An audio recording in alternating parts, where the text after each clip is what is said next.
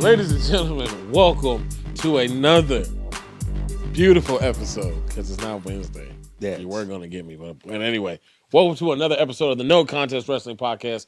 I am the heel that you love to hate, O'Shea Jackson Jr., a.k.a. Petty Guerrero. Hey, yo, it's me. It's the TWO, JIGG, TJ Jefferson. What's up, folks? What's going on, y'all? Man, I hope everyone had a great Christmas. Happy Kwanzaa, happy Hanukkah, whatever you Chanukah. Celebrate. You know, I hope it was wonderful for you and yours this holiday season. Yes, from your friends at the No Contest Wrestling Podcast, we would like to wish everybody a happy Christmas, Hanukkah, Kwanzaa. Now, yeah, and Happy New Year coming up. Yeah, which is why we're on the Monday. That's true. See, so we, nobody went to work on New Year's Eve. Nobody being us. Yeah, we're not gonna make them. So yeah, we're here on Monday, little special edition. We moved back to Wednesdays, but we wanted to do that, this week because of New Year's. And so yeah, here we are on Monday, man, just bringing you the episode. But before we even get started, want to remind you guys. Last week, we put out on YouTube, on Spotify, Apple, everywhere, all the platforms. We put out our best of 2025 pod episode. And, we couldn't put all of our favorites because we had so many, luckily. And that's not a flex. That's just, we've been very fortunate to have a lot of great guests, a lot of great moments. So, we did our best to put together an episode that highlights the best of last year, or this year, because we're still in it. Yeah. But just some of the things we've gotten to do from January until, now in December. And we did, man, for this being our first full year doing this. We had a time was had, bro. Yeah, a time was definitely had. Not bad. So Definitely. make sure you check that episode out on all platforms. It was fun to kind of look back too, to kind of see where, just all the places that we've been able to get to because of this pod, and mostly because of you guys and the success that you guys bless us with by being listeners, by being, being in the comments, engaging, talking trash, giving love, all of that. We appreciate you guys so much. From people everywhere, man. I know we got people in England and places few far and in between that, that rock with us, and that's wild to me. But it's really cool. Been around the world in 99. I still, just looking back on our best of episode, that Royal Rumble still is crazy to me. Like that junket that we got to do, talking to Bailey as long as we did, that we couldn't show it, but we had we had such a long conversation with the New Day. Remember, we were supposed to have them for 10 minutes? Yeah, and then Woods and Kofi were like, "Yo, let's keep." Let's keep going. Unfortunately, we only got 10 minutes with Roman and Paul. Yeah. People were like, "Why so short?" They gave us 8 minutes. Yeah. Okay, and they were and somehow we were able to stretch an extra 2 out of that joint. So, it didn't seem like enough, but we were happy to get that because the alternative was no minutes. Right. Right. Exactly. So I think we did a great job with the time we had, and came out. Roman had one of the most classic bars of all time. Yeah. And if you haven't seen it, get to it's the very first one. We start off the best of with it, and it's a point where he says what happens when he wakes up in the morning and how it will affect you in your day. So check that out. And TJ with the ultimate alley-oop, reminding us to throw the ones up. What a moment. Yeah, that was really what a cool, moment, man. bro. Also a little nerve-wracking, man, because I can remember, Paul Heyman is literally, he's 3 feet away, and everything I'm saying, like, he's literally staring, like, right at me, and I'm like, I felt like a little nervous because you don't want to say give something. Me a chuckle, give me a something. Well, no, he was into it, but, like, he was very focused, and I was like, man, you don't want to say something stupid. You don't want to stammer, stutter. You want to, like, make sure the good questions. Put into a promo real quick. Yeah, because it's different when I say that, because sometimes this hasn't happened, but you could be talking to somebody and they're just like, they're not really into it. But Paul was fully focused, and it was just like, oh man, all right, we're in this right now. Man. And remember, that was 4 months into the show. Yeah, our first 4 months, and we're up there with Paul and Roman. And that was our second one of the day. We started off with LA Knight. Remember LA Knight? It was cool. He was like, all right, it's going to be nice. Yeah. Hey, guys, Roman's on his way. I'm talking instant lock in. Like, all right, this is it. Yeah. This is what it's all about right here. And yeah, we were able to get a great moment out of that. And an NCW exclusive, because he did say that he would be open to going for the world title. Yeah, man. He did say that on No Contest, first and foremost. But yeah, man, it's been a great journey.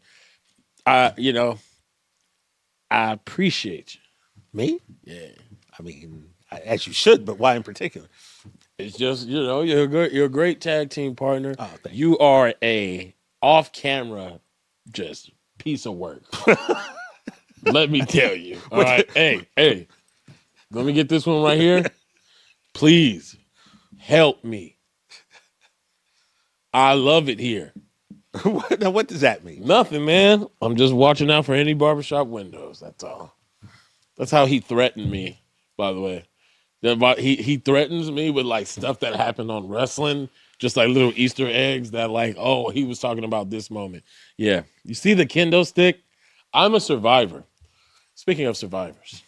First of all, everything he just said is false, other than I'm a great tag team partner. I say it off camera. Yeah. What you say now don't matter. I fully expect to be the one he tries to throw through the barbershop window. So, I love you, man. Listen. But I'm the toxic one.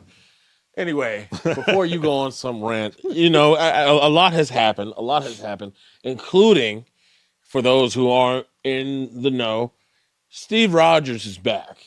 All right. Steve Rogers, Captain America, is back. But I'm so confused as to what I tried to read it. Yeah, I don't understand. All I know is that moment, right?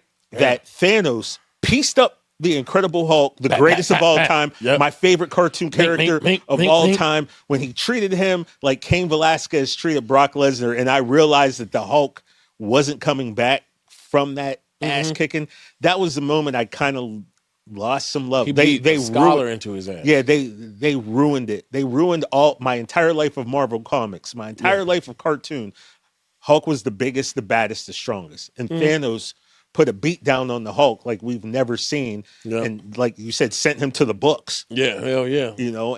And I can't overcome that. My love for those movies is not as strong as it was 2 minutes before that fight happened, man. Yeah, because like when Thanos pieced up Hulk, like it's just crazy that Hulk was like, you know what? Maybe it's me. Maybe I need to relax. All right, I'm the problem. Green tea from now on. I'm chill. I'm chill. He slapped some sense into his ass. I didn't. I don't even know why we brought that up. Yeah, but the reason why I brought it up is because while Steve Rogers is back, I would like to remind everybody that Captain America is still black, and his name is Carmelo Hayes. Right?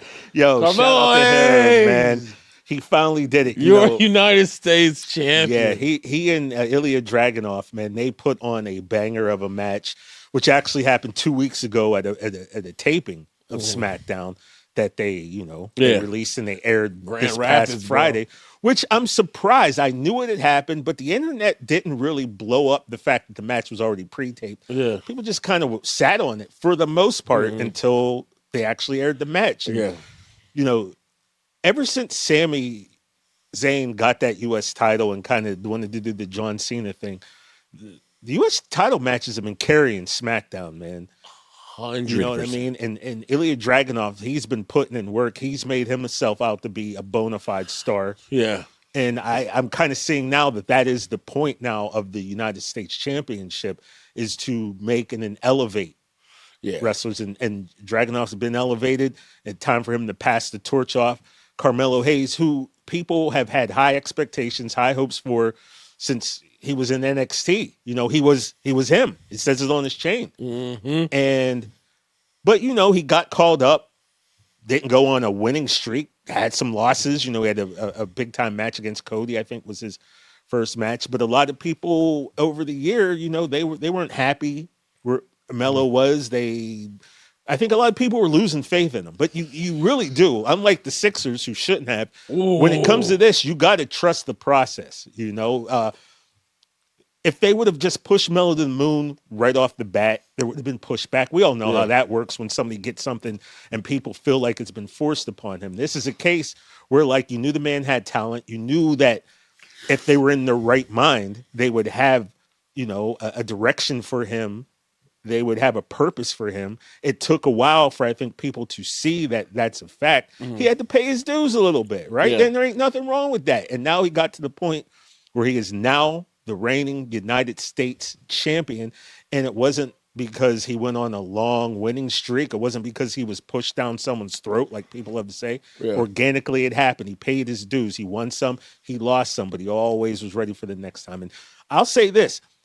Remember a few weeks ago when he did that 6-7 count, and I said, sometimes it's something that small, man. Yeah. Something that seems so stupid that can maybe just take you to a next step. Now, I got to be honest, I didn't see the whole match because I was on a plane watching it. But I don't know if he did that 6-7 thing again since then, but whatever. It was a social moment. It was a viral moment. Did they help put a few more eyes on him? Maybe a little. Did it help him win this title? If it did, fantastic. But whatever happened, he's got it now. Yeah, I've seen WWE use the 6-7 thing on some Javon merch. You know, but he is the young OD. Yeah. You know, it's his generation's running gag there. But yeah, man, Carmelo Hayes. For those of us who do watch NXT, we knew that this dude had something back when, you know, Trick was his bodyguard. Yeah. And so to kind of see him starting to finally flourish feels good. You know, that match that versus Bronson in the John Cena tournament was another key factor in the crowd getting behind him because of how much they couldn't stand the Vision. We just couldn't see the Vision get another dub. Then when you got the faces that were the magnitude of a Punk, of a Jay, of a Cody coming out to help him get the W, like it's those things like that might make some little kid think like, no, I kind of like him, and that snowballs into success. And like you said, the United States Championship is starting to develop. It's got over a span of 20-year history of the open challenge being a thing that does skyrocket. It's almost like a constant tournament that always happens around this title. And very happy for Carmelo. Yeah, man. Would love to interview him, obviously, on the pod because I got some questions. Some things. I got some questions. I have no doubt in 2026, hopefully early 2026, we will be talking to Melo. And because I need to know what the hell was up with that Laker Titantron that you used to have. What was that about? Your graphics used to be Laker colors, and they used to have your name in like a Laker logo. I thought he only did Carmelo that. Hayes, and then you're from Boston. What are you talking about? Okay, we'll save that question for Rezac. What do you mean you're from Boston? You know how much that broke my heart? When we were at WrestleMania and we went to that Gronk thing, we saw Carmelo and Kalani Jordan there, and I yelled "Go Lakers" to him, and like now, is that why his he flipped reaction you off? makes all the sense in the world. Because I'm like, why did he act like that? I thought you was a Laker fan. He's from Boston. You know how disgusting that is? This is the second time this has happened to me. The other time was Mercedes Moné. Back when she was Sasha Banks. And I heard she was from Boston. It broke my heart. It's gross. Sorry. I did a movie called Godzilla King of the Monsters. My favorite part is that we blew up Boston. No contest. So anyway. I think these are all things that you might want to hold and actually say to Melo when we have him. You know, were you just working it out earlier? Yeah. Sorry, you know how I get. Yeah, you get a certain type of way. Something about the leprechauns, bro. You know, just I get it. I completely understand. Chris Brockman. But yeah, Melo, man, it's his time right now. So Yeah. we're going to be interested. Looks like Johnny Gargano is going to be the first one stepping up to challenge him in the weeks to come. You know, and I'm sure he'll have to go through DIY, you know, and then who knows where the rest is. But how you feel about DIY? I know this is like I sandbagged you a little bit. Yeah, we weren't. Do I like them? Yes. I just don't. I don't know what's going. I don't know what's going on right there. Yeah. With the tag team. At least the tag teams are having a little bit of shine. Remember a few years ago, it was like tag teams were getting wiped off the map, right? Mhm. So now we do have, actual tag teams who are getting down and getting busy. So I do like that. Yeah, I think I went back and I watched Gargano versus Adam Cole from one of the NXT shows, and man, I mean, Johnny Gargano, Johnny Wrestling can go. Tommaso Ciampa can go. So yeah, DIY. I'm down with him. If that's your question. I love Ciampa.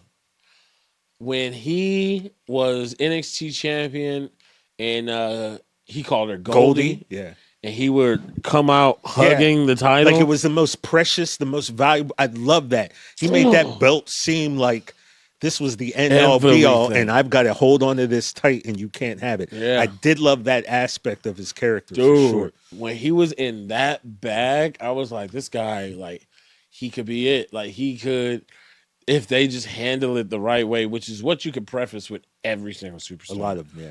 But man, Ciampa and Gargano, if you haven't, because one thing that I learned through watching Saturday Night's Main Event with the whole John Cena farewell tour is when people like Oba or Soul or any of these people that we who watch NXT feel like we've seen forever. Mm-hmm.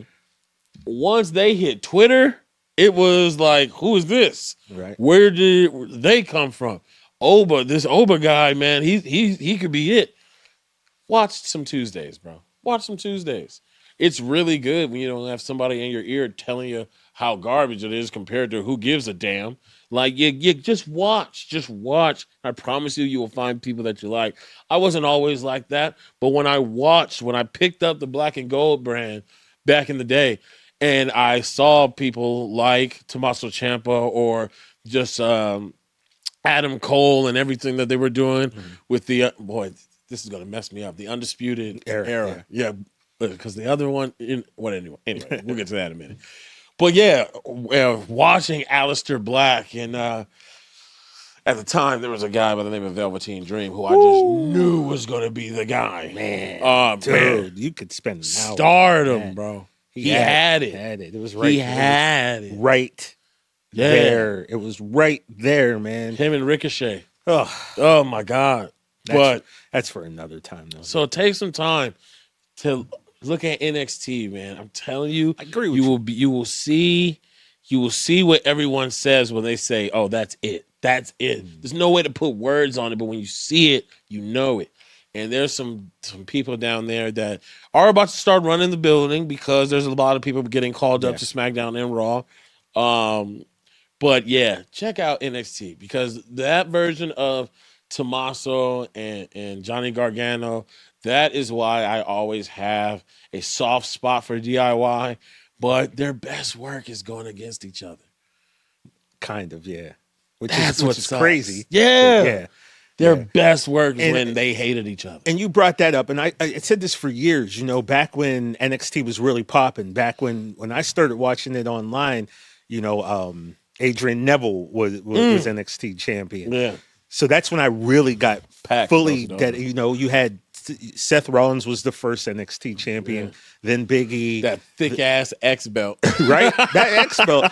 Then, Bo Dallas was champion, and then it was Adrian Neville, now known as Pac, or Pac. I'm still confused sometimes. Then Sami Zayn won the championship, followed by Kevin Owens. So that era of NXT, and then when guys would get called up, the crowd didn't seem to know who they were. And my thought was this: if you're a wrestling fan and you love wrestling, why on earth, when it's readily available, you had to search for it a little back in those days, but like, why would you not be watching NXT? Like, how do you not know, who Kevin Owens is when he came up? Because he was already sort of a wrestling household name as Kevin Steen, but like, there were so many people who don't know these guys till they hit the actual main roster, call yourself wrestling fans, but like, the future is right there and you're not paying attention to it. I don't know that. I'm glad you brought that up. That was always weird to me, but maybe I have too much time on my hands. Maybe that's the case. I don't. It could very well be. So, but like, I mean, you got a cool job, dude. Man, a You couple got to of them. cool down. That's true. But yeah, and we've had people come on the shows, AJ Styles being people, I guess, in this conversation. But even NXT is under what's known as the WWE bubble. Mm-hmm. You're not checking it out a little bit, like You should. you'll find some gold. And even if you don't want to watch every Tuesday, catch one of these PLEs. Yeah. When they really know that they got eyes on them, or they get an arena that they got to sell out, peep one of them PLEs. You'll find some gold over there, man. You'll find somebody you like, man. Yeah, you'll get attached. You get Yeah. attached. And that my first times watching NXT is why I have such an attachment to Tommaso Ciampa and Johnny Gargano, because I've seen those dudes kill each other. Yeah, yeah. The first time when Ciampa turned on Johnny, remember when they lost the tag team match? They get up the ramp and then he just slammed them on. Dude, like, yeah. It was like they were brutalizing each other. That feeling that. And there's a group of fans who might feel that, oh, this again, but there's a level of comfort that I know myself as a viewer has. So I know the guys in the back got it, the guys who are writing this whole thing.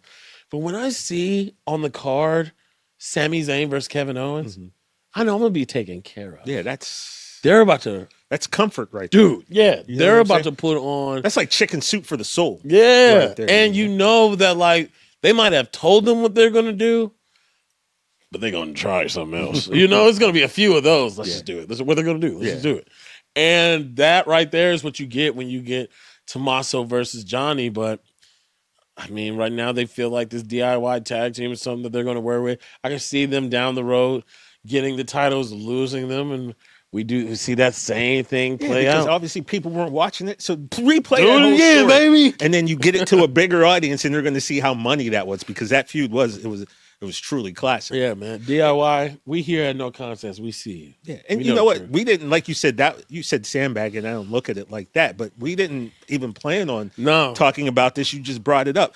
But it's just like music, right? Everybody, well, I won't say everybody, obviously, but so many people love it when they discover a band first, right? Before the band blows up. You're like, oh, Pete, this. You should have heard their stuff. You should have heard this, you know? And same thing with like actors, you know, or actresses. Like, oh, I remember them when they did like a 2-episode arc on Friends, or, you know, like. My grandma used to see Michael B. Jordan and be like, General Hospital. Okay. So, and that's how kind of how you got to look at, you know, Evolve and NXT. Like, if you just watch, you're going to find someone there who you're going to get an attachment to. Right. And you're going to be able to watch that person as they rise up and then make themselves into a true superstar. And you'll have the knowledge that you've been following that person, you know, and that makes you have a certain type of connection to them. Yeah. That, like I said, with a band, with an actor or an actress, with anything that you feel that you were on before the world got on them. And you're going to find that with NXT. You're going to find a couple people down there that, you know, you're going to want to, you know, hitch your wagon to, so to speak, and watch their rise. So, yeah, this just came out of nowhere. I love it, though. So, yeah, shout out to everyone, you know, who's on the grind, I guess what we're saying. Go, like we've always said, check out some indie shows if you can, right? Like, find some up-and-comers that you dig. They're there. They're there, exactly. Yeah. And yes, there's plenty down in NXT that I wouldn't mind being hitched to their wagon. Okay, at all. Listen, we've been very good. I said what you said. I mean, but I said what you said. Yeah, but you said I wouldn't be mine. You said I wouldn't it mind being hitched to a wagon or two. NXT. All right, let's keep it moving. We don't want to get in trouble. Oh, I'm the bad guy. All right. I'm trying to keep you from being the bad guy. All right, I'm looking out. Thanks, man. And then what else? What else we have on SmackDown? Joe Hendry. Yeah, he came up and. Well, he did appear. He appeared 2 episodes ago. We did have Joe. If you haven't checked it out on our YouTube page, check it out. You know, on Apple, Spotify, Amazon Music. But yeah, we did have a pretty great interview with Joe Hendry. He had a Christmas match. You know, there's always the Christmas episode's always fun. You know, there's always some shenanigans going on. You had Otis dressed up like Santa. Tozawa was, I guess, an elf. You know, and then R-Truth comes down, and was he in the bunny suit? If I'm not mistaken. Yeah. By the way, what the hell was the Easter Bunny? What are we talking about? It's R-Truth, man. You know, it was a Miracle on 34th Street match between Joe and the Miz, and it's just like a tradition that they have that, just some shenanigans go on, but at the end, Joe Hendry, man, he got the dub, and it's going to be interesting in 2026 to see the direction that he takes, because obviously they have some plans for him. It's pretty obvious. Yeah, they got to. They got themselves a smart guy, but a great character to work with as well. Yep, exactly. And then we had Charlotte Flair defeated Lash Legend, but little surprise roll up. Yeah, I mean, look, so it kept Lash strong. Wasn't like she got dominated. And at this point, maybe Charlotte should be defeating Lash Legend. You have the 14-time champion, the vet Lash is just making her way. So, but she stayed competitive. You lost because of a vet move. Yeah,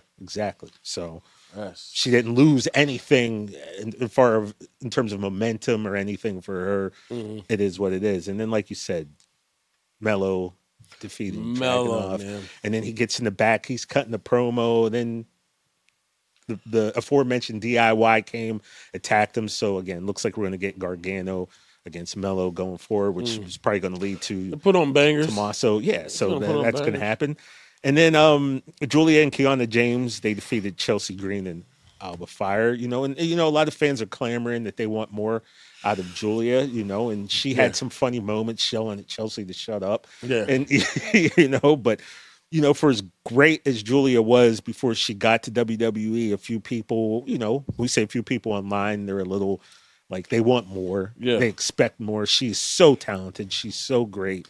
But again, it's just it's a time thing. It'll come because she's far too good to not succeed, right? So I'm gonna say this: she needs to be in Money in the Bank.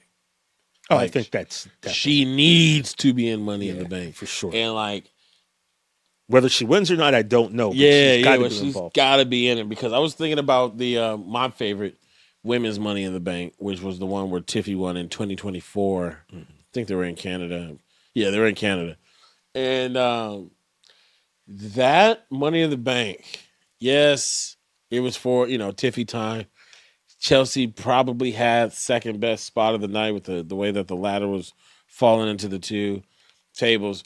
But Lyra and Zoe Stark, you've always said that in that match, dude. And I really want to see that for Julia, because she goes. Yeah, you get her in some spot moments with EO, and you will start to see a shift. And so I definitely think that needs to happen. Yeah, I would love to see it. And we gotta get her. I know she on SmackDown, but you gotta get her and Vaquero to get y'all some classics. Yeah, bro. for sure. And that again, it's coming. You got to. Neither one of these two are going to be here for a while. Yeah. It's going to happen, so we will see it.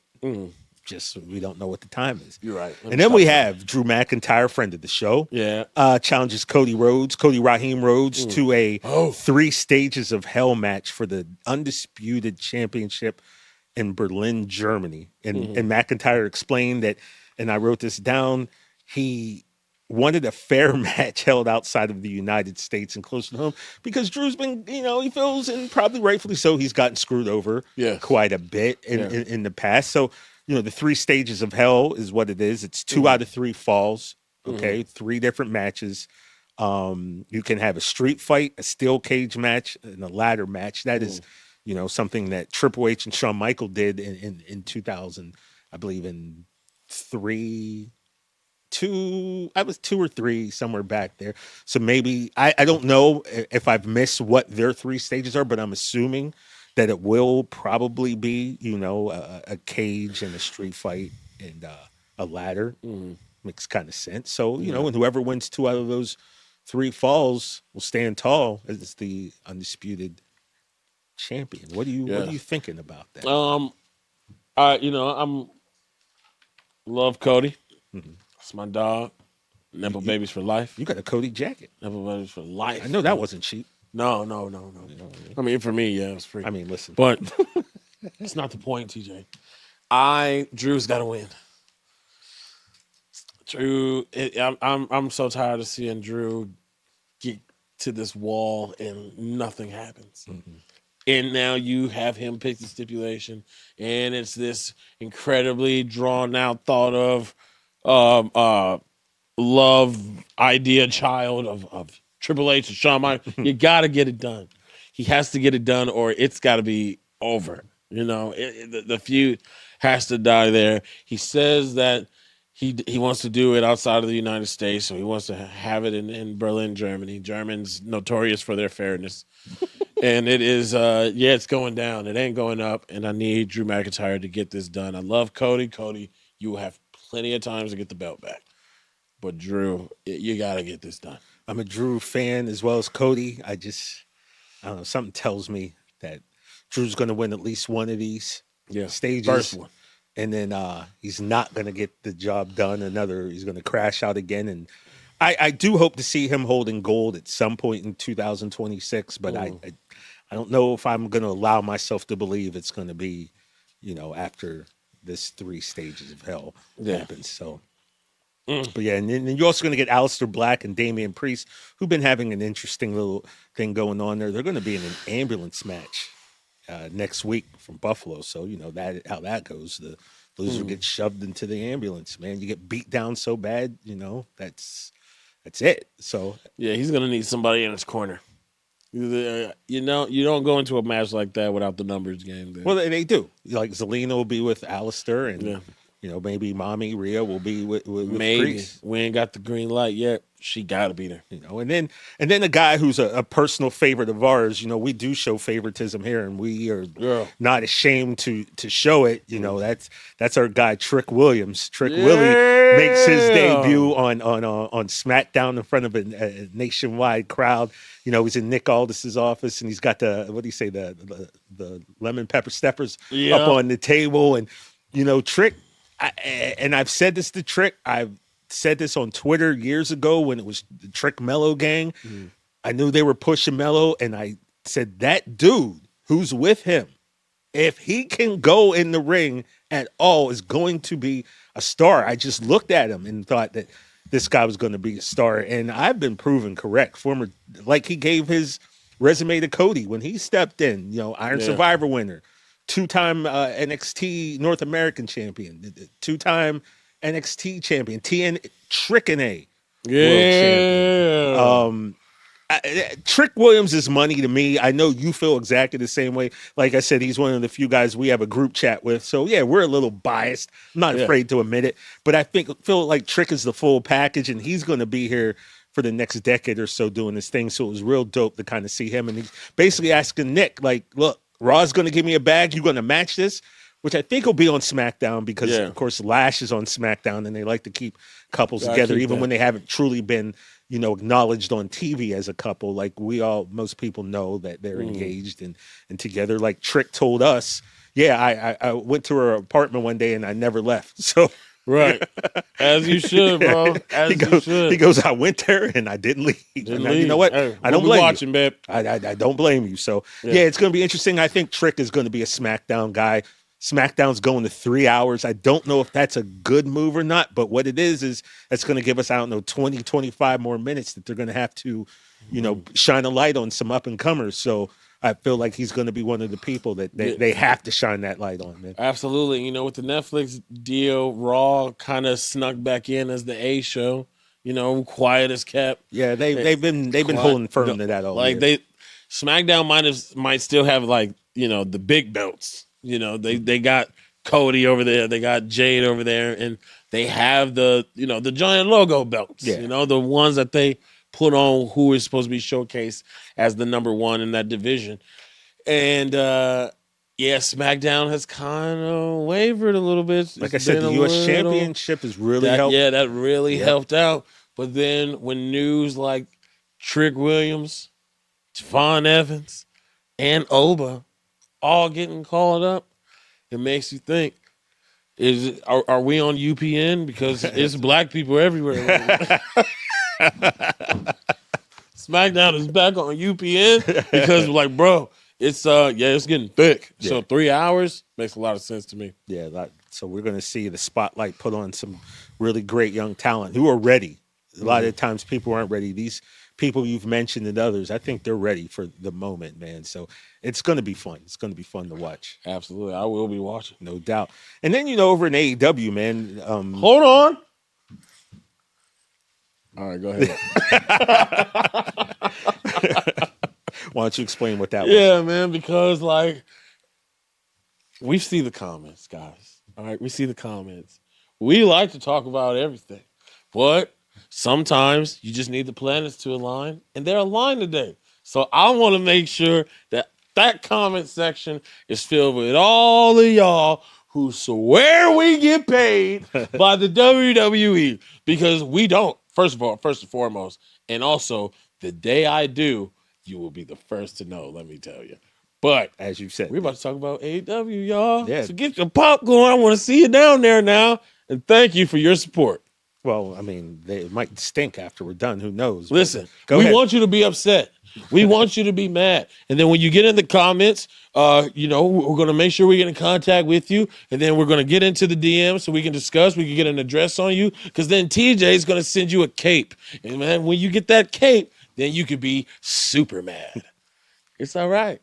I mean, don't really expect the cape because I'm not. Yeah, no. Maybe a barbecue. But let's talk about what happened this weekend, man. Yeah. You got to see the whole show. Absolutely, bro. I did not think that they were going to start off, World's End. bro, World's End with Takeshita versus Okada. That was amazing. I was like, like, what a right way now? to get the show started, right? Dude, right now. Let me get something to drink. Hold on. And yeah, I love Takeshita so much. And like, I The just alpha. want him to be okay because they want him to snap. They want him to lose it. And they deserve it. They deserve it. The way that I just remember I watched the match, and we'll get to the details, but that ending, I thought, not like this. Yeah. Not like this, Okada. Don't do this to me this way. And they cheated my boy. My poor Takeshita. Well, he lost. It's no harm in losing to the greatest tournament wrestler. Not like of all time, that. you know? Yeah, there's no harm in it, but like it just didn't feel good. But I love the way that they used that detail of the Okada Takeshita match to also affect the outcome of another match down the road. Because my man Fletcher was looking for that screwdriver. And like that type of detail and storytelling, that's fun. And the thing is, the screwdriver, right? So Okada goes to the turnbuckle. He pulls the screwdriver out. Yeah. How is the referee not noticing? He most definitely is just sitting there watching. I can understand if you've got the handle of the screwdriver, right? And you got that kind of covered. But there's at least a 6-inch piece of metal floating around. Like, how are you not noticing? And then after he uses it, he sticks it in his trunks. Like, you have to be extremely confident in your aim to put a screwdriver down the front of your pants where your little Okada is. Like, man, like, I don't know. And then he's got it up around like, I don't think I'm confident after a long match and I'm tired. Throw it out. To put it back in my tights, and then you can't see it. But yeah, he used the foreign object. He had the screwdriver, and then he goes to the front of the ring. And here comes the ref, and I'm like, he better do this for the ref comes around the corner. Luckily, the ref stopped. He shows the camera the screwdriver, and he throws it out of the ring. And then, Don Callis, he basically was like, sorry, Takeshita, and he walks up the ramp with Okada and leaves the Alpha. Yeah, leaves the Alpha sitting there on the mat, like, what's the deal? So I think we're seeing that, Takeshita is going to be, I think, pushed as a baby face, obviously. I think that writing is pretty much on the wall if he hasn't already fully happened. But yeah, IWGP heavyweight champion, that's major in itself. So he shouldn't be really taking any pinfall losses, to be quite honest. And if it wasn't Okada that pinned him, I think a lot of people would have been a little pissed off. Yeah. Because with that belt, you shouldn't be losing. But it was Okada. Respect. So, and so there's that. Yeah. And I have to, at times where I get emotional about decisions, I have to remember what I'm watching. I have to remember that usually this means that there's something in the works for you. Yeah. Later on, and this is just a seed being planted. But man, if I just when I look at Takeshita, dude, that is just how I would build a wrestler. Like if I could create, like, go on. He's your DLC. 2K, yeah, bro, 100%. Your downloadable character. This dude is just money. He's just money. He can all of his powerhouse moves, believable. Mm-hmm. He could give you the technical side if you really want it. He has so many tools at his disposal that, like, how do you not look at that dude and think if you could sculpt a wrestler that you wouldn't make Takeshita? Yeah, he would definitely be one of the blueprints. He's the man, dude. One And I of just want to see him. I want to see him flourish. Well, he's on his way. the IWGP champion, bro. He's about to leave Don Callis for sure, but I need him on American TV kicking ass. And it'll happen because he is that good. Yeah. And then we had the Continental Classic semifinal. Blue League runner-up John Moxley defeated the Gold League winner Kyle Fletcher. And two things stand out from this match. Moxley losing a tooth on the steel steps, which was wild to me because it looked like when Fletcher had him in the corner of the ring post with the steps, and then I don't know, did he pull them out somehow? But Moxley's whole face went forward and he just caught the end of the steel step, and the next thing you know, a tooth is gone. Nice. So that happened, and then that move that he got dropped on, Kyle Fletcher got dropped on his head. Yeah, it reminded me of that Braun Breaker situation back in War Games. What? You remember? Oh, right, when Braun. Oh. Yeah, but I don't know which one was. I don't know, man. I don't know which one was worse, but they were equally as bad. And that was so bad that William Regal came out and just basically pleaded with the young wrestlers, don't, when it comes to your head and your neck, don't do that stuff, man, because that is, you got to think of your career beyond wrestling, man. And just the other day I'm watching a video of Michelle McCool, who I would say, I was a Michelle McCool fan, I was a Lay Cool fan, but I would say that with the amount of time she spent on the roster, she probably definitely didn't have the amount of damage done to her because, they didn't let the women really throw down like that in hard time. But she's sitting there and saying, she's trying to stretch and she's showing how she's having neck problems.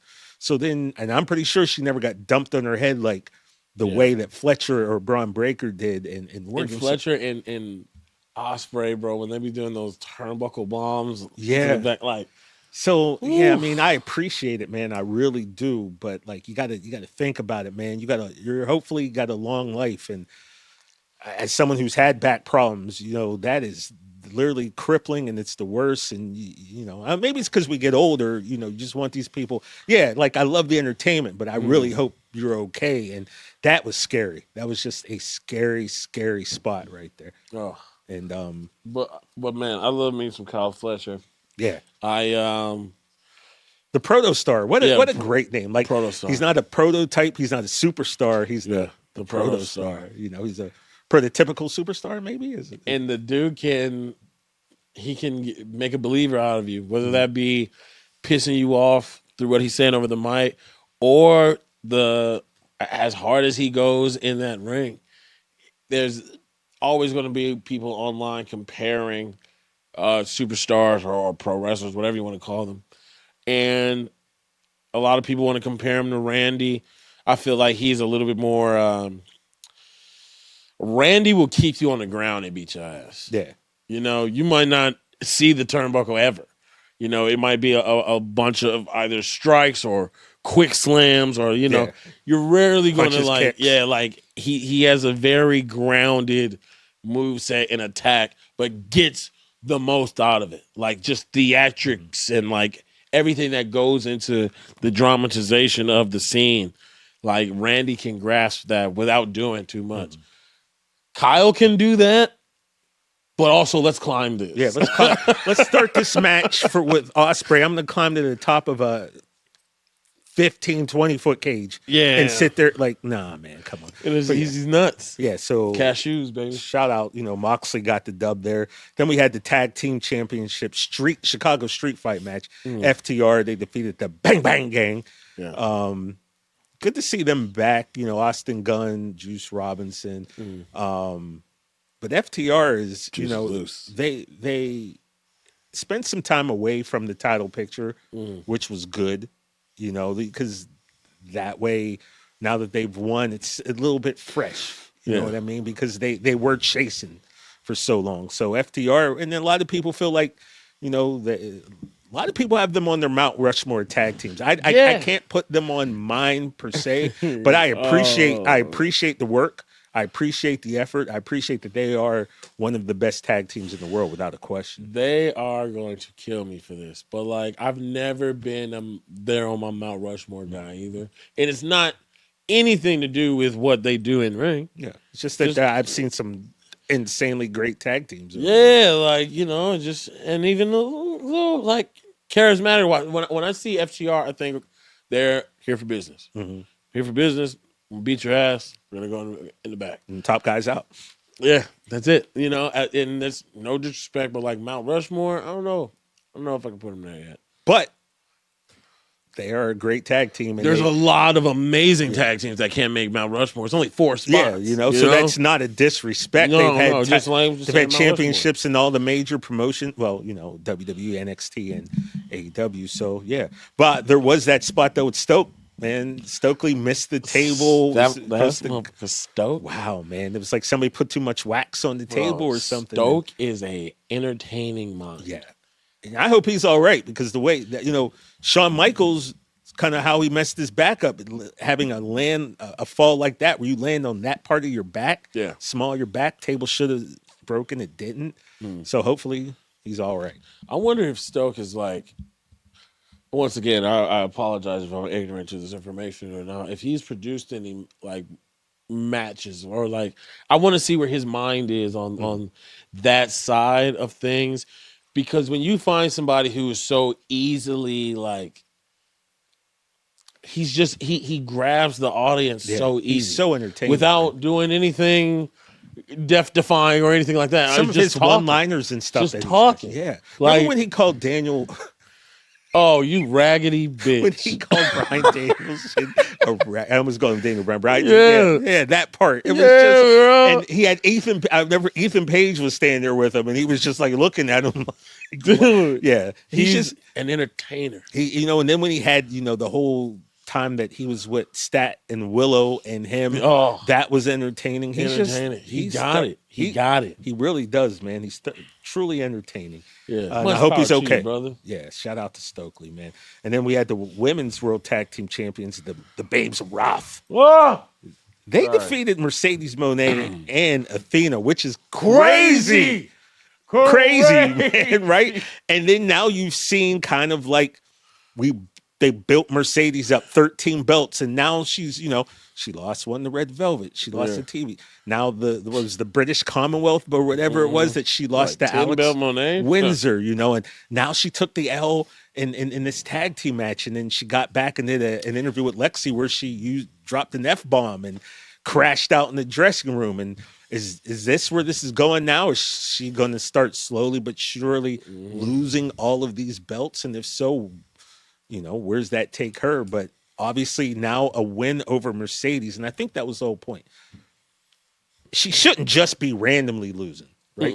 Maybe she should be winning these belts, because now at this point, when you have a dub, when you get the 3 count on Mercedes Moné, that means something, because there aren't a lot of people who have that in the last 2-3 years, right? And for a month, maybe 2, maybe even if you play it out, you can have this for a few years. But because Mercedes did this to these places, and there is a world where they do get their title back, that person who gets the title back for the promotion, you are elevated immediately. Yeah. You brought it back. Now that thing is worth a little bit more because it was part of Mercedes' cyclone of championships. Yeah. And so now for it to bring back, it's got a little buzz on it. And the right promotion, the right bookers, you can make that work for the house for a long time. Yeah. I mean, so if you remember, Willow Nightingale, there was always an end game. Wasn't like a star. No. Until she was in that match with Mercedes and she broke her ankle and she won, what was it, the Strong Women's Championship? Strong? I think not Strong Style. So I apologize because I didn't even think there's a million belts in the world. This. Yeah. But because that happened, Willow had to be elevated, because you can't get a win over Mercedes then going back to 50-50 booking at that point. Yeah. And now look at her, tag team champion. Willow Nightingale is a star. Let's not forget Vicaire. Stephanie McHare, the same thing. And then you saw what happened. The other side saw that match and was like, okay. I'm gonna need that. Had that not happened, she'd probably be in AEW right now, to be honest. And she was gonna succeed wherever, though. Wherever, you know. Then you had Darby Allin beat Gabe Kidd in a very bloody affair. You know, a little nod to Austin there with Kidd just bleeding and not tapping out. But Darby's a sicko, man. Yeah, you know, he's and he wants to. I mean, I guess, can you say that for Sting? Sting did win, but he doesn't want a title.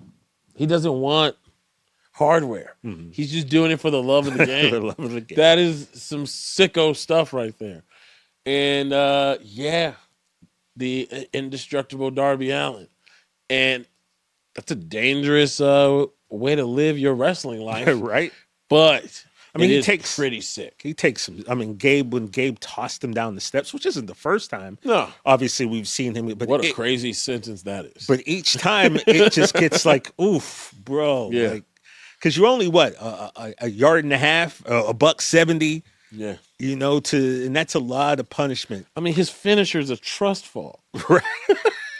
You're a sick lunatic, dude. Man, Darby Allin. Darby all in the best way, I guess. And then the Mixed Nuts Mayhem match. First of all, you got to love that name. Nuts. Roddy Strong, Timeless Tony Storm, and Orange Cassidy and Mark Briscoe. They defeated Death Riders. And, you know, the thing that stood out here, obviously, I think, is a lot of people, I'm sure a lot of our viewers probably know this, but I'm sure many more don't know that Roderick Strong and Marina Shafir are actually married. Mm-hmm. And so when they had that moment, and it's at least the second time where they faced out, but the first time, or faced off, I should say, first time it got as physical. She hit him with that Anderson Silva front kick, like, blow, you know, and then she turns her back, and then Roddy came back. And I one day when we get to talk to Roddy Strong, I got to ask, how uncomfortable was it knowing that you were going to chop the crap out of your wife's back, and he hit her so hard, like, the sound, you would have thought Big Show was chopping somebody. Yeah. He caught her like crack, you know, and then they both got dumped out the ring. But the crowd loved it because, you know, those and the majority of them there knew the situation. But it's crazy, right? To see a husband and a wife. This is like, I thought for a split second, it's like watching Mr. and Mrs. Smith go at it. You know what I mean? Like, any argument that has happened the last 6 months. He been waiting on that night like the purge. I'm gonna get her ass. You wait.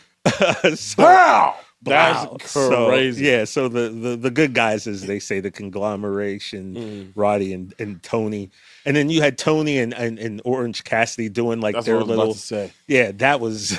Well, you're not losing if you got these two together. Yeah. Not in Tony Khan's house. No, Tony Khan ain't about to make Tony Storm and Cassidy lose. Yeah, no, not in Tony's house. So yeah, that was, and you know, we're still building towards. It looks like Marina's going to get her shot to go up against Tony, and we'll see. Marina did have a good promo where she said that, "Are you mad that I held your lover Mina tighter than you could ever hold her?"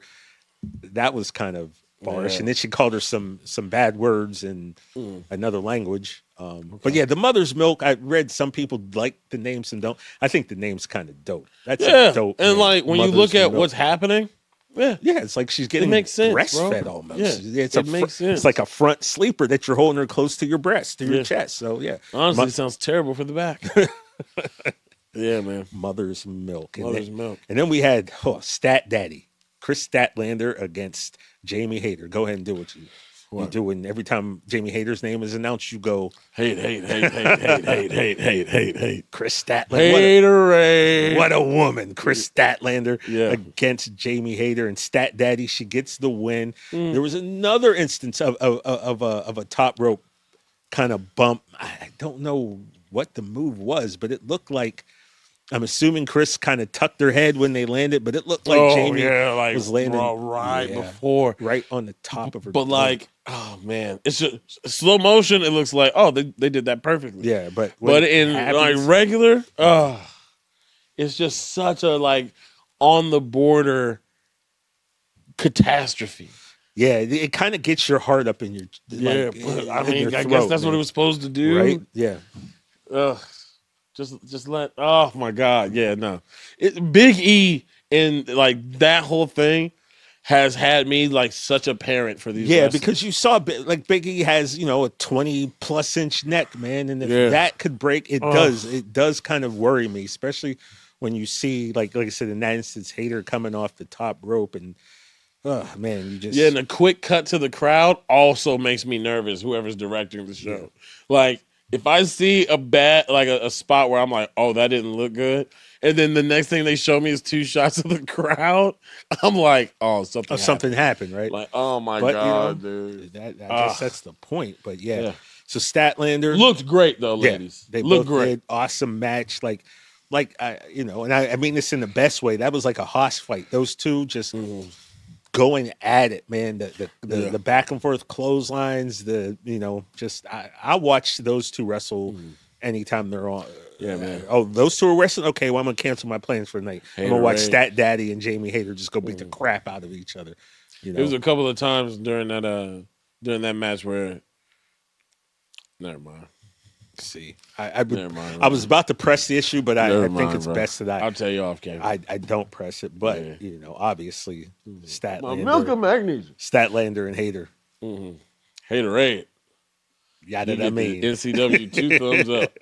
And then you had the Continental Classic Finals, which you saw Jon Moxley defeat Kazuchika Okada, who was the unified champion, but now the unified title doesn't exist anymore because now Moxley is the Continental champion, while Okada still has the International Championship, but the unified championship as it exists now no longer exists. Yeah. So I don't know if that just sits there and wait until one day the Continental and the International get back together and one person wins, and then I don't know.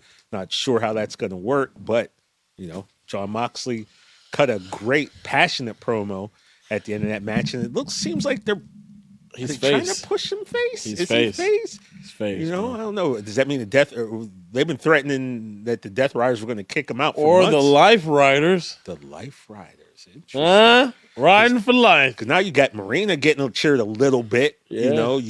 Willer is getting cursed out of every building he's in for life, because of what he did to Daniel Bryan.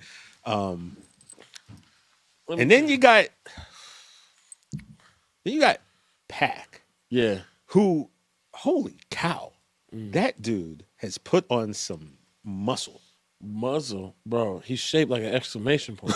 All right. Well, no, an exclamation point is, bro. You got depends how you draw it. Yeah, but most people, I think if Superman. you haven't seen it, you're probably not thinking he's as buff. He's swole. Yeah, right dude's now, yoked. Dude is yoked. And Daniel Garcia, who I always thought should have been in the BCC, the Blackpool Combat Club, way back in the day. I thought that's where he. Them hip thrusts was selling too much, bro. They really were. Come on, dog. You can't have him be serious. I feel like he's in the good spot right now. He's with a group who he should be with. I feel like this just his style, his type of wrestling just fits in perfectly with them. So we'll see. Like we've been thinking that this group was going to kick Mox out for months now, especially after a few tap outs and losses. But now, he won this classic and he won this tournament, man. Yeah. So we're going to see. Had an amazing moment. Shouted out his team. Shouted out pretty much everybody who bust their ass in the square circle, which is what we like to do on our show. So how, if you got to knock him for that, then I don't know what to tell you. Yeah. But I will say, hear his ass go. The fact that I had to watch 2 matches about this tournament and still couldn't, I had to hear on the stipulations, kind of like how you just did now, on why he's still the champ, but the tournament's really for this belt. So if he wins, then he gets that belt, but Okada's still the champ.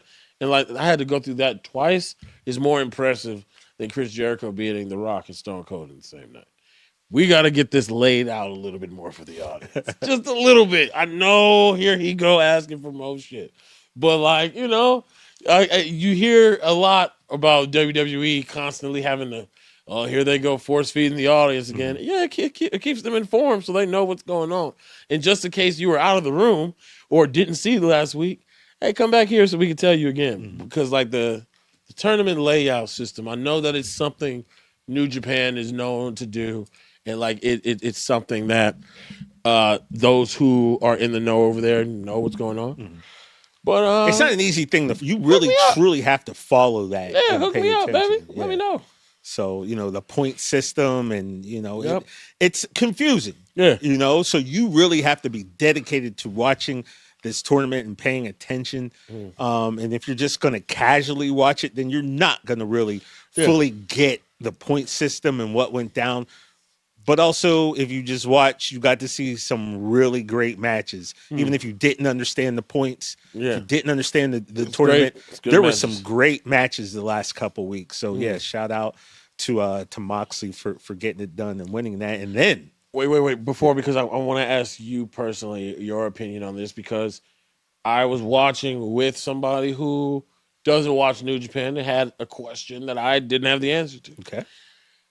They said, wait, if he's champion, how come he gets to be in the tournament? Well, it's because sorry. It's like, what are you talking? I was like, well, if they're fighting for his belt, why is he not waiting at the end like a final boss? And I just didn't know how to answer. Yeah, I mean, it was because they want to see Okada, bro. Yeah, I guess that is a good, and I'm sure there is a reason, but it's also like you're defending that you're the champion, but you've got to defend it, and this is how. Yeah, you got to go on the path too. Yeah, I guess. He's like, if I already got the belt, then everybody should be fighting to fight me. And I was like, see, this is because you just watched the John Cena tournament. It was like a whole thing. Well, I'm sure hopefully someone in the comments of one of these who are a little bit more knowledgeable about that, you know, shout us out. Like, leave a description, leave a reason why that is. Because I get it. I understand. Yeah. That's a good question. And one that I cannot answer right now at this moment, other than the fact that I don't completely fully understand the tournament. I have I'd say about an 80% understanding of it. That's a B. Yeah, but outside of that, man, there was just great matches. So if you just take the matches for what they were, it was exciting, it was entertaining, and I'm sure you probably loved it out there watching it at home. I know there was a few bangers that I loved, and to see Okada and Moxley go at it, that's pretty dope, man. Yeah. It really is.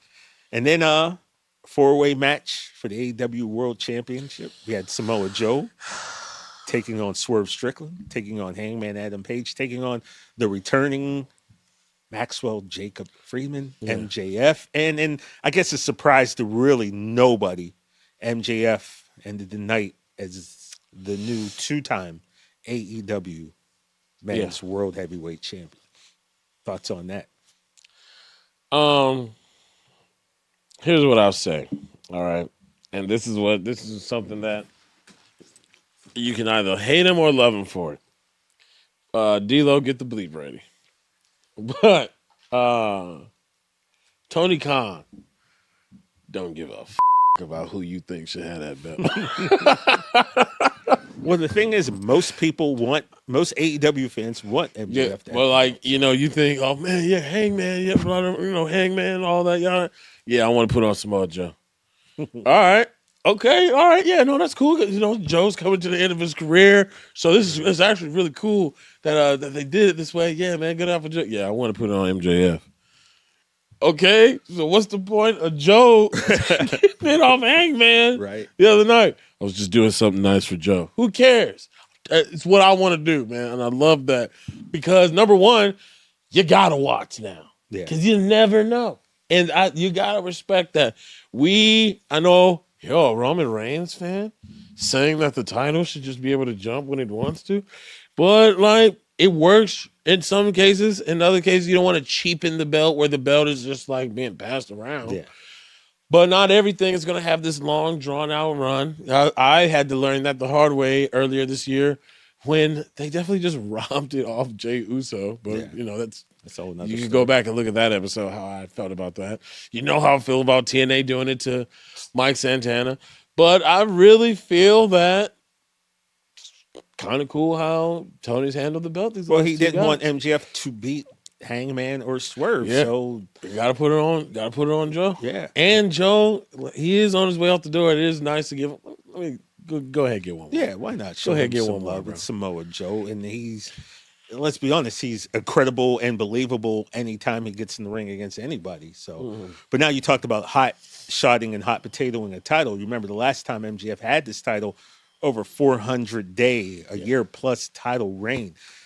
He is probably their biggest star, their biggest homemade star. So I don't see this title leaving him at least for a few months, right? Like, there's definitely not going to be any hot shotting of this belt. Like, he's going to have the title for a little bit, and we're just going to see where it goes. But that being said, now he's got to face Swerve. He's got to face Hangman, probably Joe. Like, there is kind of a monstrous ball lineup of people waiting for their title opportunity against him. So we'll see where this goes. But, you know, congratulations and shout out to MJF on becoming one of the few. I don't believe there's more than 12. I know he posted a tweet about this, but I think it was more than 9. But there haven't been that many men or women who have been multiple time world champions in an organization under the age of 30. So that's very impressive. Shout out to him. I realized, though, throughout MJF's time in AEW, there were basically 2 types of fans. One who believe he's the greatest heel of all time, and then the rest of the people who don't. And it just seems like the 2 can't meet in the middle. No matter, there are certain people who everything he says, everything he does is the greatest thing to have ever been said or done. Yeah. In a wrestling ring or on a microphone. Then you have other people who kind of point out, this has been done by other people before. There's been, kind of the low-hanging fruit of, insert city name crap on it. Look at a fan, call him a nerd or a virgin. Right. Talk about your wealth and people are poor. These are tropes. These are things that have been done and repeated over the, 20, 30 years in wrestling. So we've seen it, but yet not here in AEW. So that's what makes it fresh for them. And that's where the balance comes in with MJF. And that's where I think he really has the opportunity to shine, is because there's a thin line between being cliche and paying homage, and we look at somebody like Gunther, and we say, like, that's an old school wrestling bad guy right there. That right. You heard what happened at the WWE staff meeting or Christmas party? Oh, he was handing out coal to kids? He's handing out coal to kids. I'm not surprised. Dog. A lot of them kids no is bad. Cameras, no crowds, just for the love of the game. For hate of the kids. Yeah, just a boy in his ball, just like, that is what I'm talking about. But then if you see somebody doing the standard old school traditional wrestling thing on the mic, then you start to, that's when the cliche, like, oh, we've seen this before. So there's a thin line that you have to find the balance in. And MJF is one of these people who is a film studier. Yeah. You could tell he's a student of the game. Exactly. Without question, student of the game. So it is, especially when you got that title on. Because when you got that title Triple B now is back. Yeah. So, like, it's very important because now you're in control of the house. And so, like, you got to make sure you still putting those asses in seats. And it's about finding that balance for him. And of course, now that he's got the ball back in his court, we have to wait and see. But that right there is where you make or break a lot of fans, is that thin line between paying homage, being a traditionalist, and being cliche. Same old shit. Well, one thing we know for sure is they're going to take care of him. They're going to treat him right, and we'll see where it goes from here. But right now, man, the devil is on top of AEW, and man, it's going to be bad news for everybody right now, man, because now you would think, does he go back? Does he assemble another faction to kind of, because you always AEW's big on factions. Huge. We know that. And if you're the champion, you're on top. He doesn't have a manager. He doesn't have anybody watching his back. Wardlow's not there anymore. So there's got to be what happened to Hangman. Yeah. Like, that's why you lost to Joe. Joe got this whole pack of wolves. Yep. And you was by yourself. Rodolo. Yeah, so we'll see. I mean, I fully kind of would expect MJ, it didn't work out obviously with the Hurt Syndicate, but we'll see, man. If he tries to build, another faction to kind of help. Remember at one point it was FDR, him and Tully Blanchard. Remember? So stuff with the Hurt Syndicate. Yeah, so we'll see. We'll see because obviously you're not well liked there. Yeah, everyone's going to be coming for you. You kind of probably would be due diligence to have somebody watching your back. So let's see if that pops up. Right, that's the guy to bet on, because the one thing I will say about AEW has great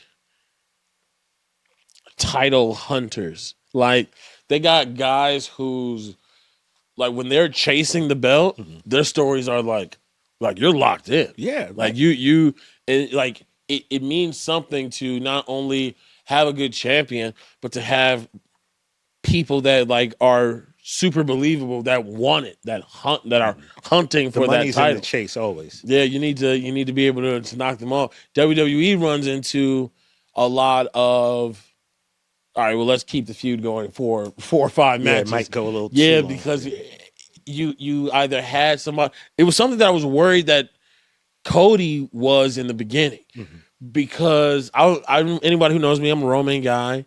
Cody's whole finish the story is great when you're chasing. Yeah, it's great when you're hunting. But then once you got it, what you gonna do with it? And Cody was able to flip this QB1 thing into something where I feel like it's starting to get its feet a little bit on, just like he knows that he's the face of the company, and I'll do whatever it takes to keep that, even if that means being a face and having some heel tactics. Yeah, like him telling Nick Aldis, like, you work for me. And which spicy. In theory is true. A little spicy. You are the champ. You are number one on the call sheet. But big dog in the house. Yeah, but that Cody Rhodes, it's not going to happen. It would be stupid to happen anytime soon, because he literally is, the face of the company. Yeah. But I'd say in a few years, when the Cody Rhodes heel turn does happen, it's going to hit like crack. And a lot of you who haven't seen it, haven't seen the work he did in the Indies, haven't seen what he did, with Bullet Club. If you don't know that heel kind of a-hole Cody, man, you are in for something else. When that blonde, when the little black start coming out because in the mirror, when Homelander Cody does come, bro, watch out, because it ain't gonna be nothing nice. There's a picture. I brought it up before, but there's a picture of Cody in a suit with the Stardust face paint on, but he's in a suit, and it's the sickest shit, dude. Yeah, because you can tell he's still off. Upset about that whole off. So if he's able to flip that into some money, I'm all for it. Yeah. But either way, what we were saying about AEW, they got great hunters. Swerve and Hangman working together is something else. I like that. Right. But it can't last for long. Exactly, bro. Especially if one of them got the title, like, the hunt has to be there immediately. So if they want to make some cash off of Swerve and Hangman for a little bit teaming up, they can't. Neither of them can have the belt. Well, that too. Grade 8 chaser on the side. That too, like another feud for them. This is way too soon. Yeah. So we don't need let it breathe. Those two literally put each other through hell for 2 years. So plus Swerve just came back as Super Saiyan Swerve. Like, let him get his, let him get his thing. Yeah. So. But yeah, shout out to the two new champions that we really talked about, MJF and Carmelo Hayes, and looking forward to seeing what you fellas do with those titles. And everyone else, just be safe. Don't land on your necks and your heads. Man. Please protect your neck. NCW. Yeah. Come on now. And now, one thing we want to talk about, it's the end of the year. This is going to be our last pod, our last episode of the year. And, a lot of people like to look back and say, what was their favorite matches and moments of the past year, which is great. I like doing that too, but I also like to look forward. Like Oasis said, don't look back in anger. I'm not going to do that, because we have nothing to be angry about here at NCW. We've had a pretty awesome year. But it kind of reminded me, back in the day as a kid, Pro Wrestling Illustrated would always have this episode. I'm still thinking we were doing podcasts, but they would have this issue, and I don't know how many they did, but I can remember in particular the one issue was champions and the men who will take their titles. Yeah. And they just did a prediction. I think it was 1988. I found this in a used bookstore a few years ago and saw it. So, and it got me thinking, right, man, instead of looking back on what happened. I want to look ahead, right? Ooh. And what I decided to do is I wanted to take all of the champions from WWE, AEW, and TNA, and then think about this time next year, 12 months from now, who is going to hold that championship? You feel me? Mm-hmm. So kind of went down, wrote all the champions down. I'm not going to give you all right now. What we're going to do is we're going to just concentrate on the world champions. And then on social later, we'll drop the rest of the list of all the quote unquote secondary titles, which aren't really secondary, but you feel me? So let's kick it off with WWE. And the current undisputed champion is Cody Raheem Rhodes. We know that. So 12 months from now, December 2026, I feel that the man holding that belt is going to be Randall K. Orton. Oh, I feel he will be the man. And I'm not saying he's necessarily going to beat Cody for it, but I feel a year from now, going into 27, that Randy Orton will be the undisputed. Bro, put him at 15. I'll put him at 15. And who knows? Maybe he wins another point during the year. Maybe this is 16. But I feel 12 months from now, it'll be Randy. The world champion. We have current champion. We have CM Punk. Yeah. Fan of the show. Straight favorite. But I feel 12 months from now, December 2026, the man holding that belt is going to be the Ring General. I feel, him being the man to put John Cena into pasture, being the man who put Bill Goldberg out to pasture, being the man who could possibly end the career of AJ Styles.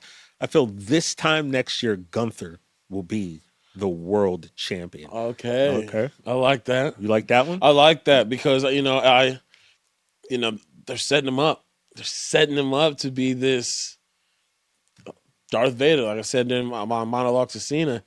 And, right now, he is one of those people that we were talking about how Darby Allin says he doesn't want a title. That you're big enough right now without one. Special people could pull that off. Yeah.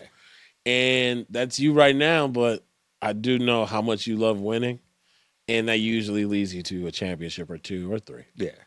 So there's that. Let's move on to the women's world champion side. And this was something you and I off camera talked about earlier. They need a better distinction between these title names, right? Yeah. Because on one hand, you have the women's champion, Jade Cargill, and then you have the women's world champion, who is Steph. I just feel like there should be some type of more distinguishing name in there. But regardless, the current WWE women's champion, the Storm came, and she's riding high right now, and that's Jade Cargill.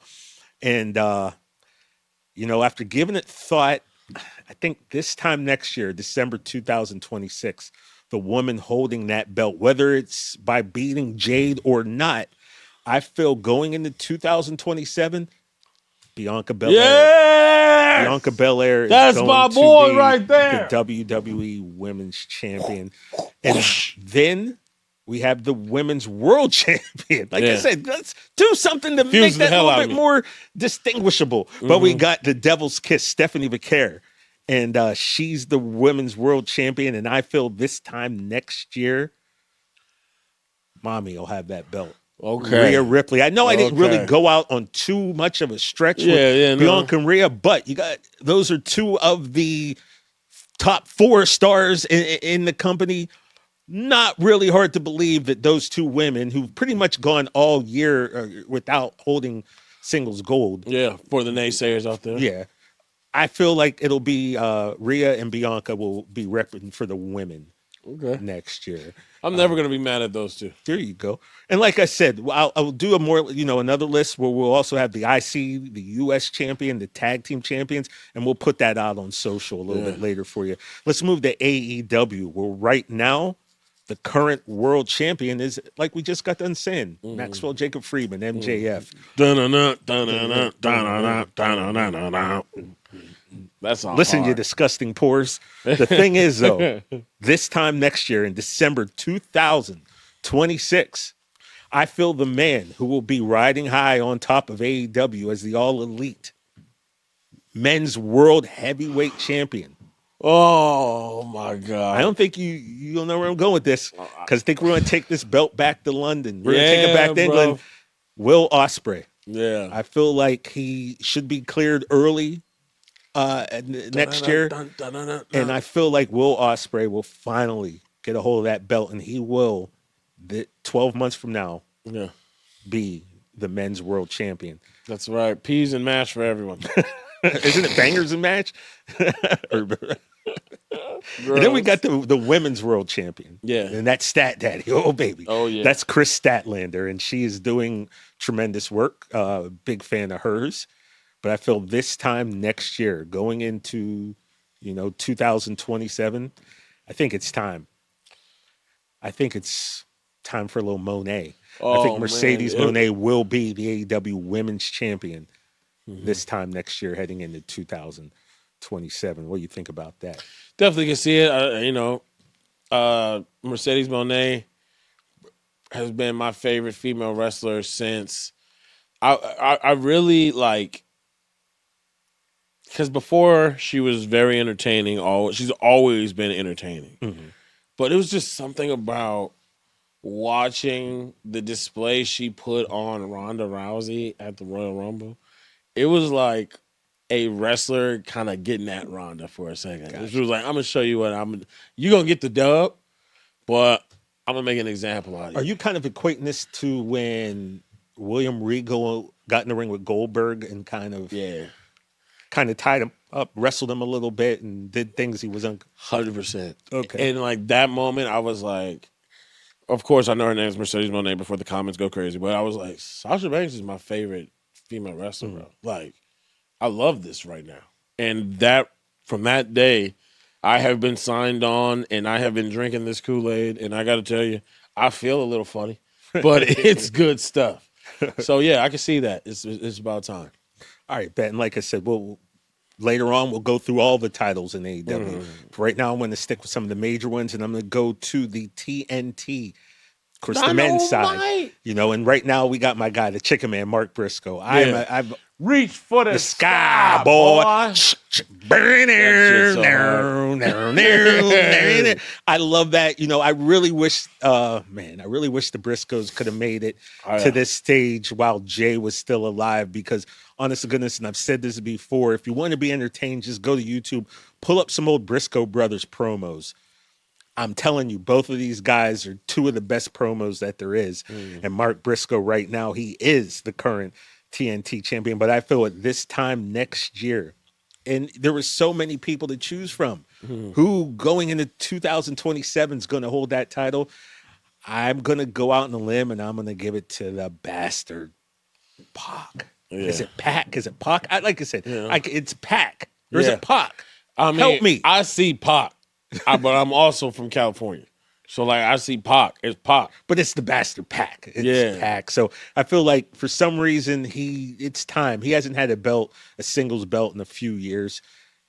Maybe he's the guy who will hold that. Remember in the beginning, he had like the record. Like, his standing record was crazy back when they were talking about how wins and losses were going to matter. And I was like, dang, are they setting him up? And he's been set up forever.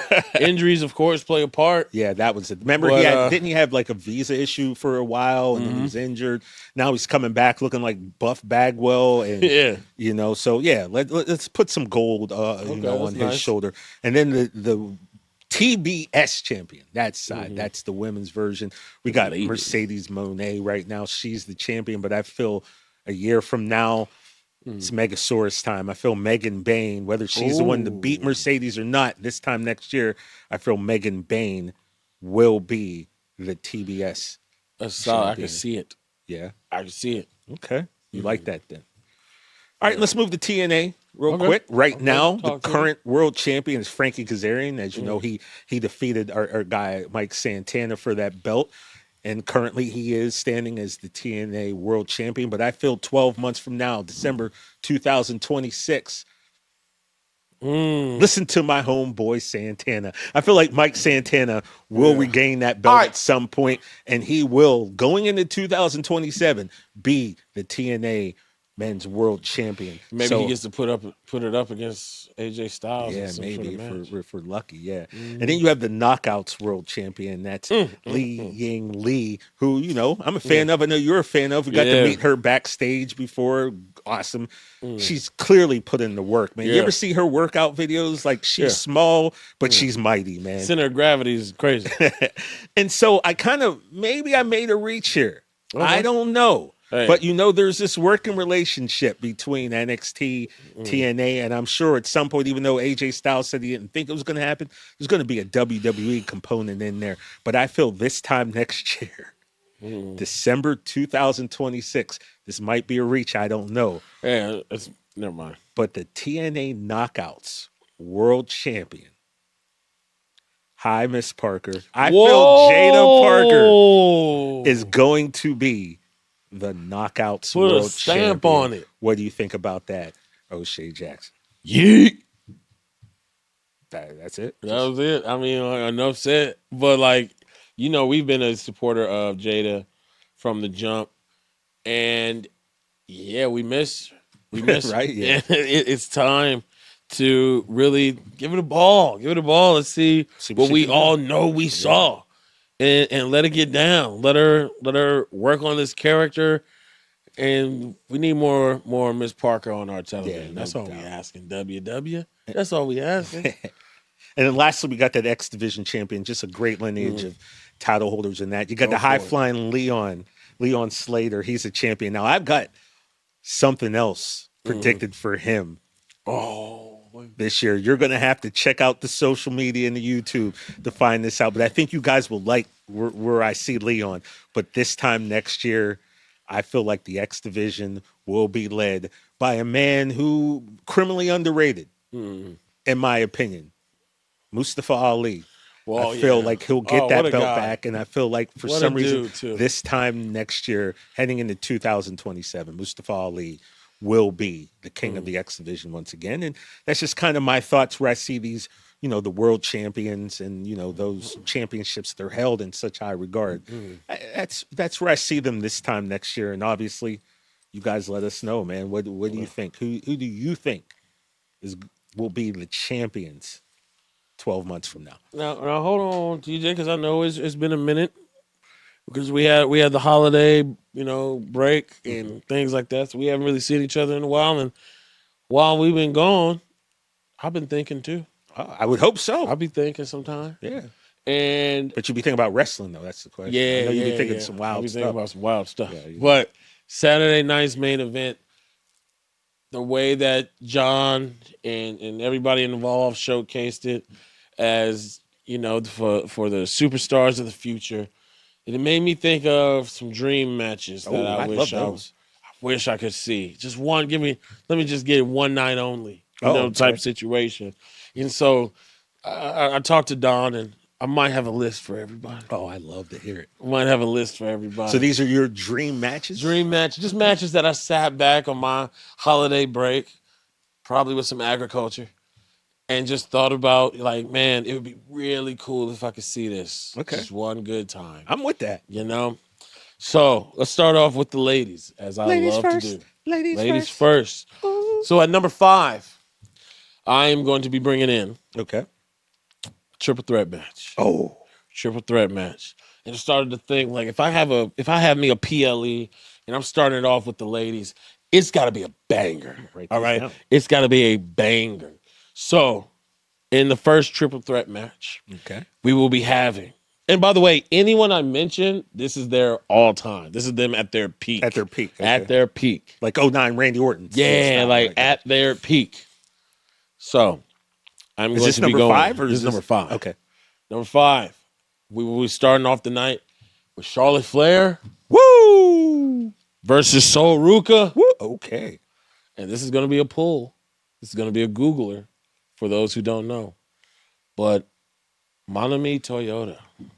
Oh, now, if you want to look up like a lady who just had the height, the length, she could do everything and do it fast, do slow and methodical. She's going to go for it. And if you had a match where when Charlotte was in that mode of we got to break through for the ladies. Like when the 4 horsewomen were on there, we have to break the glass ceiling mode. Yeah. They were doing stuff where you're like, I don't think you need to do that. Right. You know? And that risk factor, you mix that in with Sol Ruka, it might get crazy in there. And so if anybody hasn't seen Miss Toyota, please check out some of her highlights. This is a banger of a match to start off with, and it could be a main event in a lot of places. Now, number 4. Oh, I got to remember what order I put these in. Oh, yeah, number 4. Number 4, this is just strictly because of the amount of star power, but it's a fatal 4-way. Okay. Anybody who knows me knows when I play in, WWE 2K, most of the matches that I just sit and watch are either triple threats or fatal 4-ways because it gets crazy. But I call it the Star Spangled Fatal 4. Okay.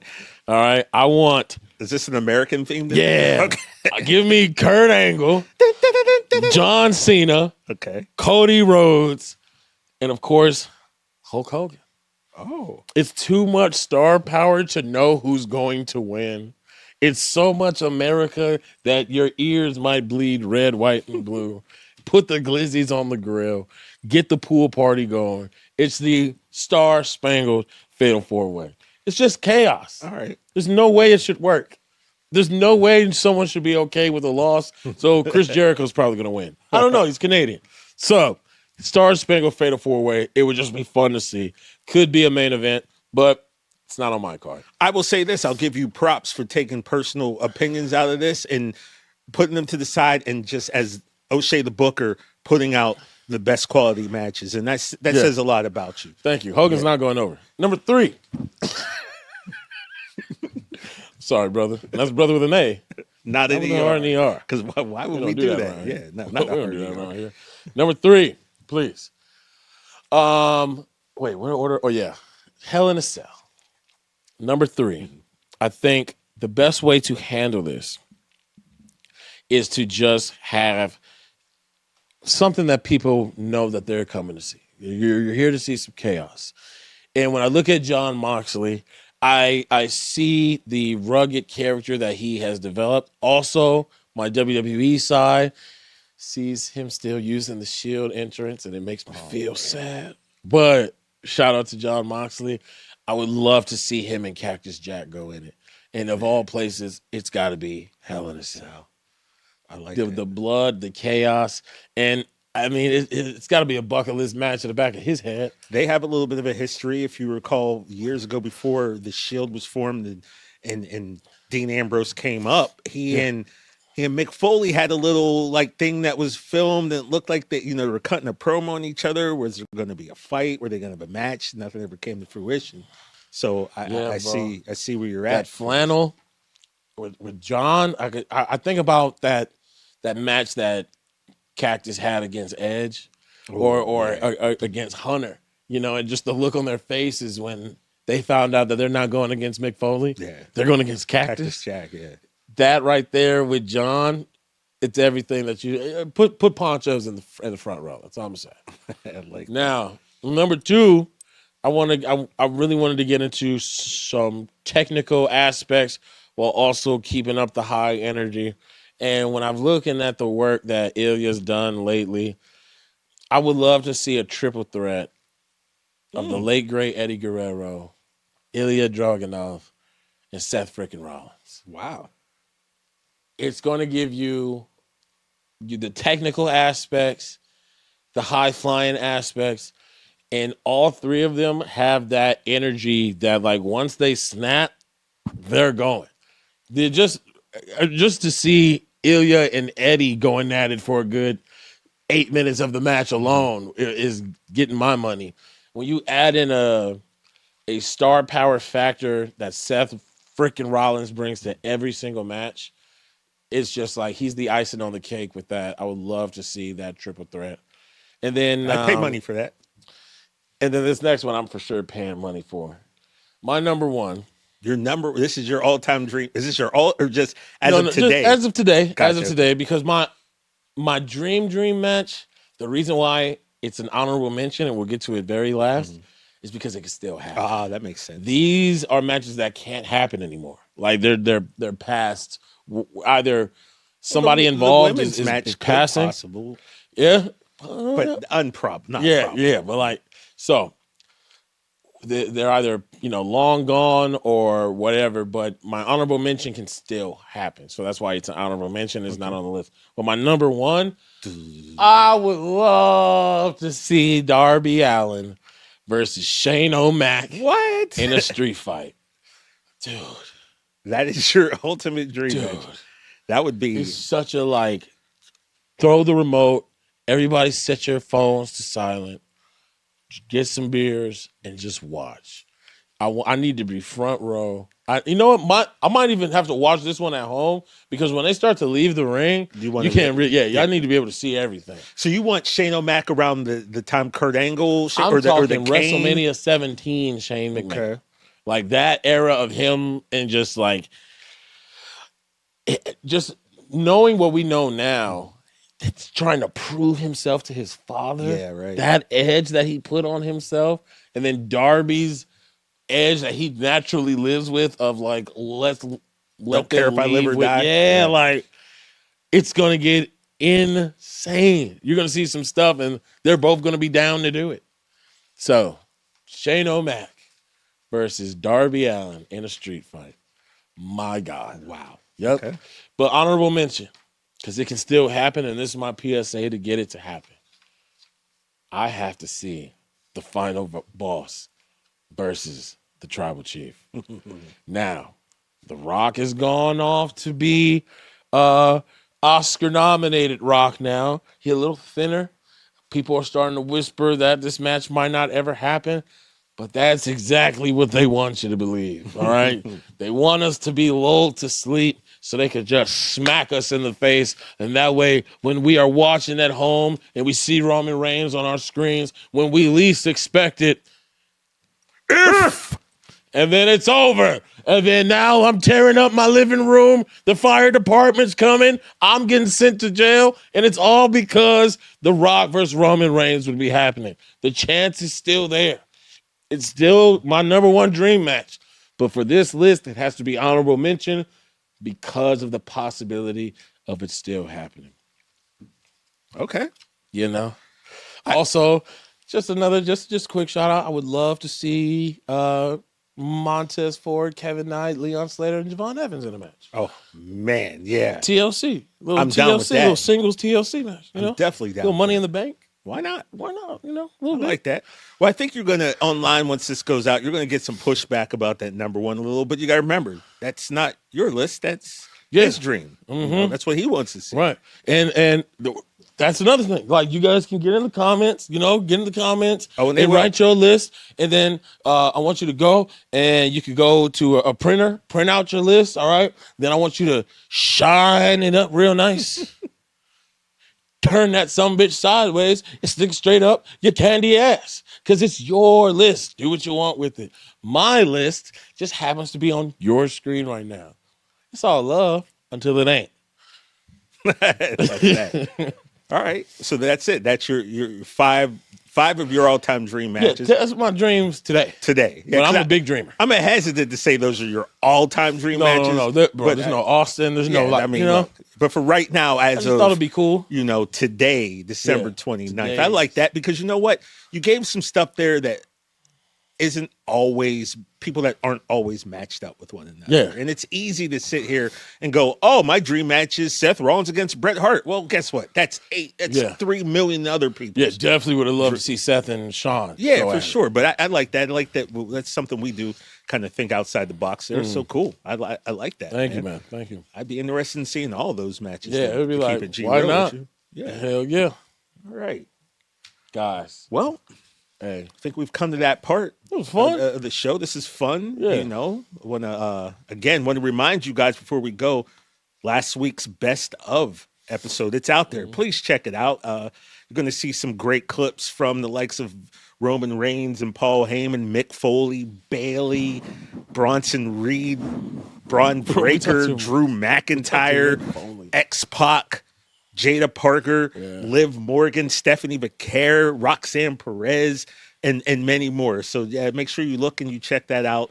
No Contest Wrestling Podcast, best of 2025. And looking forward to putting that together in 12 months. Yeah. You. And also just remember, when you're looking for us in the pod, follow all of our socials. That is, there's No Contest on Twitter/X, No Contest Wrestling Podcast on Instagram, No Contest Wrestling Pod on TikTok. Go to the YouTube page and just type in No Contest Wrestling, or go to the Rich Eisen Show, and you will find all of our videos from episode 1 to this one. Make sure, though, that you download, you like, you subscribe. You can also find us on Apple Podcasts. You find us on Spotify, Amazon. We're out there, baby. Mm-hmm. Anywhere you get your music, anywhere you get your podcasts. Yeah, we gonna be there. Yeah. So look for your boys. Here's knocking. You feel me? Why don't you let us in? No doubt. On behalf of my podcast partner, I am the heel that you love. Hey, O'Shea Jackson Jr. Make sure y'all have a good day, but not too good. Because who the hell do you think you are? Bye, Miss Parker. Former future knockout champion. Yeet.